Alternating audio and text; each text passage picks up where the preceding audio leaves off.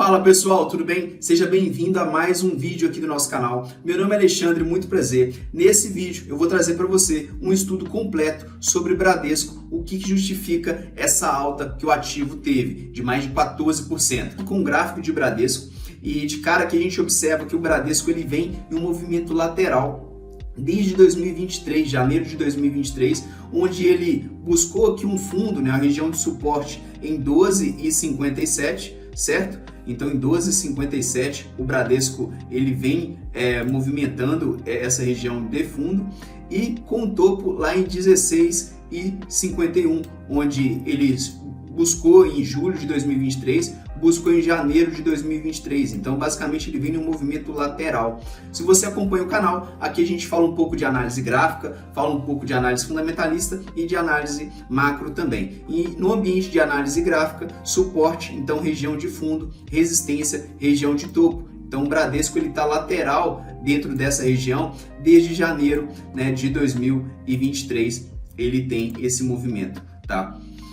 Pessoal, um outro ponto muito interessante aqui é que a gente tem aqui dois gráficos. Eu trouxe dois gráficos. O que tem impactado bastante essa queda do Bradesco? Quem tem posição no Bradesco deve estar sofrendo bastante com essa queda desde de 2022 para cá. Isso é muito por conta, pessoal, da alta de juros que a gente teve, os juros saindo de 2% e buscando lá os 13,75%. E aqui eu tenho dois gráficos que basicamente esse gráfico de candles aqui representa o Bradesco e esse gráfico de linhas representa o juro futuro. O que a gente observa aqui? A gente observa que tem uma correlação inversa, neles. Quando os juros vai para cima, o Bradesco vai para baixo.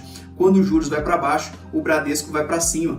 E aqui a gente até observa um movimento interessante, que tem essa abertura aqui deles. O juros subiu bastante aqui de janeiro para julho, a curva de juros, e o Bradesco, respeitando esse movimento, caiu, e agora o juros ele está inclinado aqui para baixo e o Bradesco inclinado para cima. Isso é muito positivo, para o banco, essa possível queda aí dos juros quando ele começa a inclinar aqui para baixo. E o que justifica essa queda? O que traz esse movimento de queda que você, investidor, tem que ficar inteirado? O primeiro ponto, pessoal, quando a gente fala de juros, de política monetária, o que está ditando aí esse movimento em 2024 é os juros americanos. A gente entrou 2024 com uma perspectiva totalmente diferente, no âmbito da política monetária que a gente está vivendo.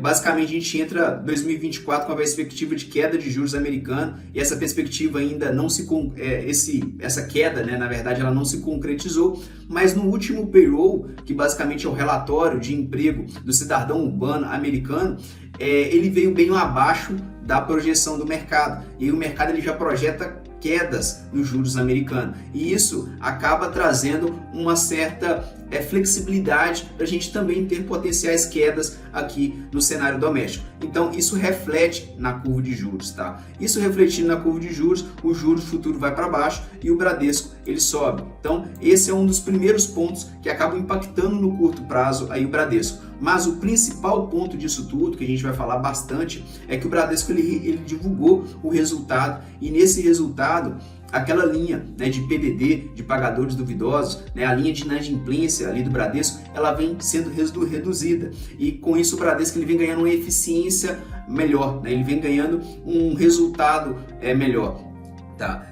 Então, basicamente, pessoal, quando a gente fala ali de inadimplência acima de 90 dias, aqui eu estou comparando o Bradesco com os seus pares, Itaú, Banco do Brasil e Santander. E o que a gente observa, o que aconteceu? Essa inadimplência saiu de 4,8 para 6,7. Isso muito por conta, pessoal, desse movimento da taxa Selic. A taxa Selic em 2021 estava ali próximo aos 2%, e quando a gente chegou ali no meio de 2021, a gente teve em 2020 a pandemia, e acabou que afetou toda a cadeia de suprimentos, e acabou que impactou também na política monetária, impactou na inflação, e aí uma forma do Banco Central ele segurou essa inflação e subindo os juros e acabou que aumentou esse nível de inadimplência. O Bradesco ele chegou a atingir 6,7, né, de inadimplência nesse momento. E aqui a gente observa, essa inadimplência ela vem caindo,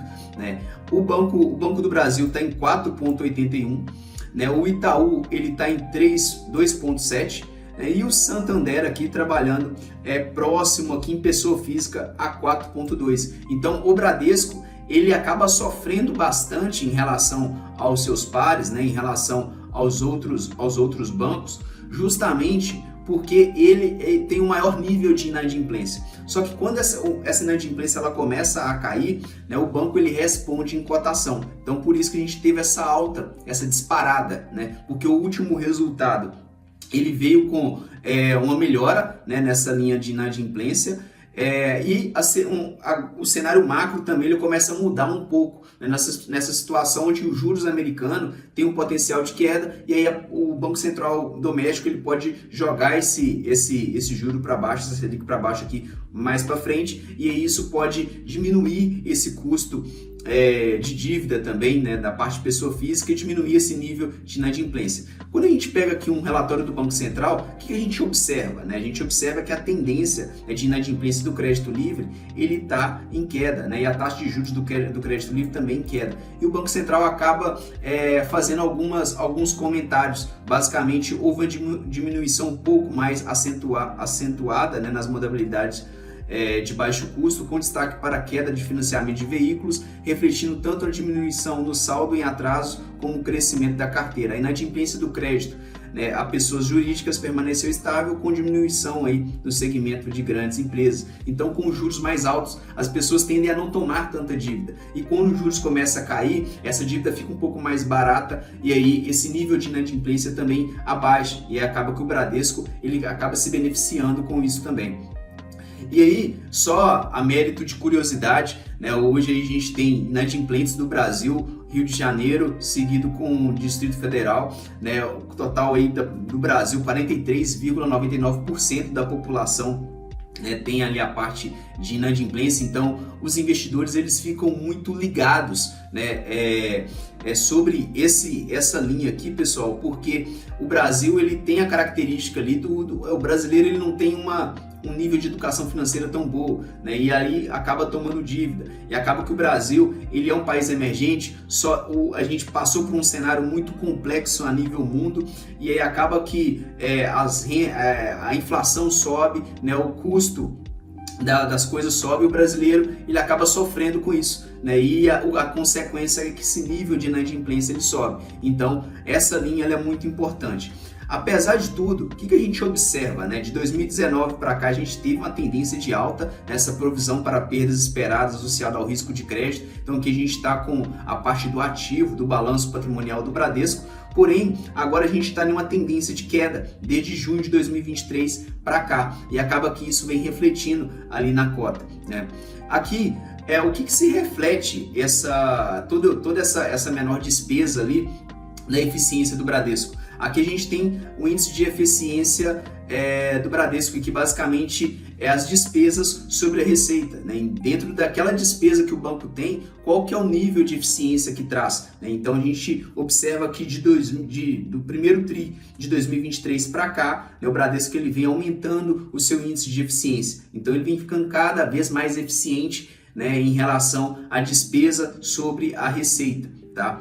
E aí quando a gente volta aqui para falar um pouco de PL, então o que a gente comentou nesse vídeo até o momento? Um pouco do cenário macro, né, na parte de juros, sobre essa queda na inadimplência e como isso sinaliza, né, positivamente para os investidores. E agora a gente vai para o lado de múltiplos. Para o lado de múltiplos, pessoal, a gente tem que ficar ligado em um múltiplo muito interessante, que é o múltiplo PVP. O Bradesco, quando a gente observa PL, por exemplo, o EV/EBITDA, esses múltiplos eles estão um pouco acima do que o mercado está trabalhando. Mas quando a gente vem para o PVP, que é o preço por valor patrimonial, acaba que o Bradesco ele vem trabalhando de forma descontada em relação à média histórica dele, que está próximo ali a 1,5, e em relação também aos seus pares. Hoje, né, o Bradesco ele opera a nível 0,84, né? Então ele é o banco ali em relação ao Itaú, BTG, Banco do Brasil e Santander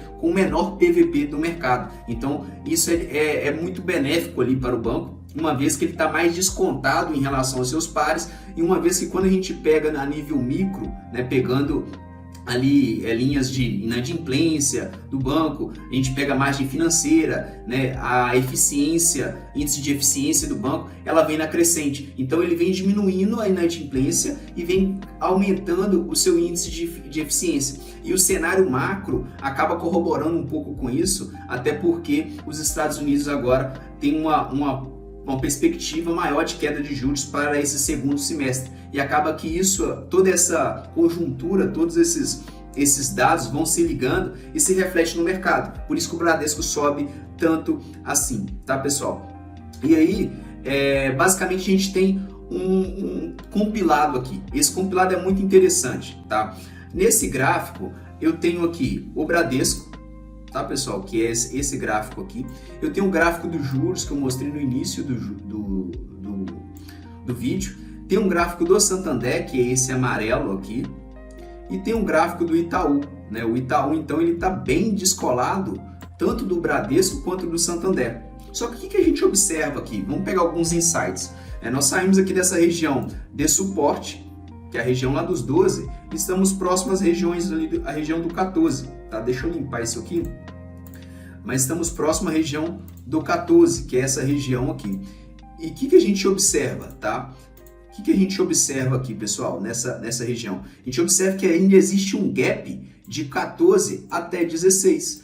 Esse 16, lá no início do vídeo, eu até mostrei que foi onde ele buscou em janeiro desse ano e foi onde ele buscou em julho desse ano, tá? E esse 16 ali coincide 2 pontos. O primeiro ponto, os juros, né? Então, a curva de juros, né, como foi bem falada. E o segundo ponto coincide aqui o Santander, né? Então, o Santander, ele tá lá. Acaba que, o que é interessante? Todos os bancos aqui têm um comportamento, uma correlação inversa em relação ao DI futuro. Porém, o Santander, ele acaba não tendo uma amplitude tão grande quanto o Bradesco. Quando eu falo amplitude, esse distanciamento. Então, muito provavelmente, essa cotação de 14,50 deve convergir ali próximo a esse DI e próximo a esse Santander. Por quê?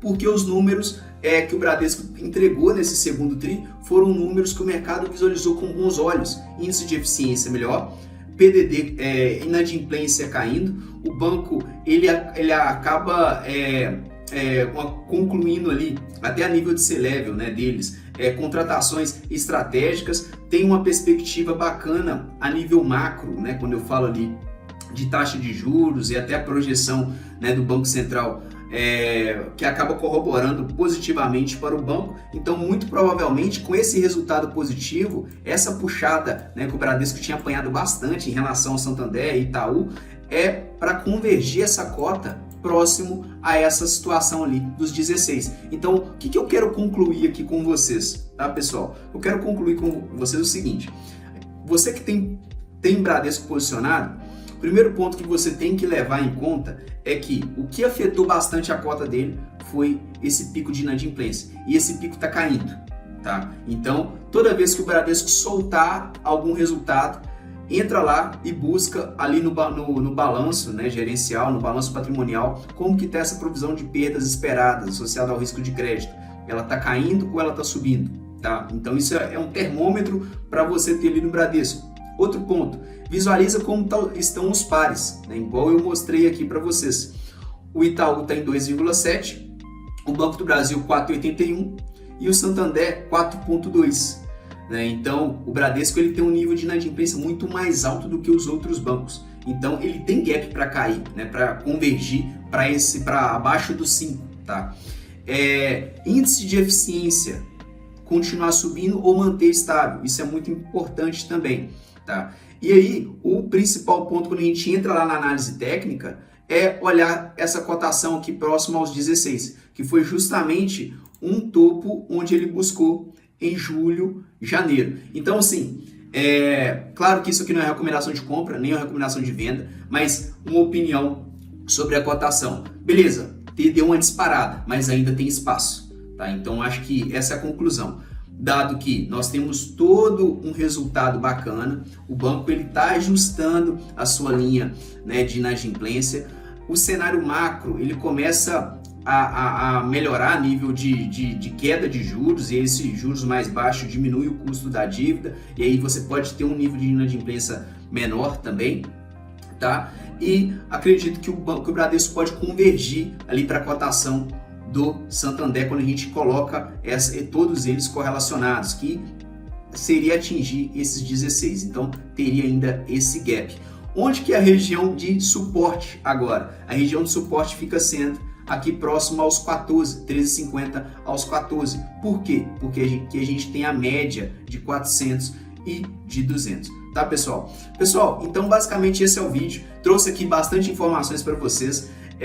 Fiquem ligados aí nessa inadimplência do Bradesco nos próximos resultados, nesse índice de eficiência do Bradesco nos próximos resultados, que muito provavelmente, se isso vir melhor, vai refletir em lucro, vai refletir em dividendo ali para o acionista. Hoje o banco está operando com preço por valor patrimonial bem abaixo dos seus pares, então ele está bem descontado em relação a isso, está com um dividendo melhor, porém uma eficiência aqui, né, um ROI um pouco abaixo também e um PL um pouco mais alto, tá? Mas acaba que o banco ele apanhou bastante ali com essa alta de juros.